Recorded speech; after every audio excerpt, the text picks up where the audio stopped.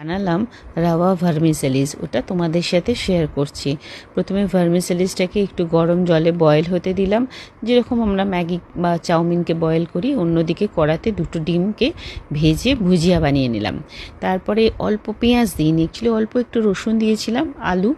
আর তোমরা কিন্তু ভেজিটেবলসগুলোর দিকে প্লিজ কিছু কমেন্টস করো না, আমি কিন্তু যা মনে পেয়েছে ছেলেকে একটু দিয়ে দিয়েছি পটল, আর তার সাথে করলা, যেটাকে কাঁকরেল বলি।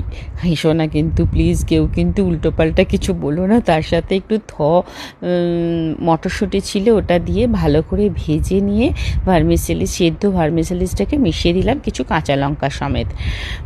তার ওপরে একটুখানি আমি চিলি সস মিশিয়ে দিয়ে ওপর থেকে ডিমগুলো দিয়ে সার্ভ করলাম। তোমরা তোমাদের বাচ্চাদেরকে কীভাবে ভেজিটেবলস দিয়ে খাওয়াও সেটা জানিও। আর ভার্মিসেলিস খাওয়া তো ভীষণ হেলদি, চাউমিনের বদলে। তোমরা কিন্তু জানিও তোমাদের কেমন লাগে।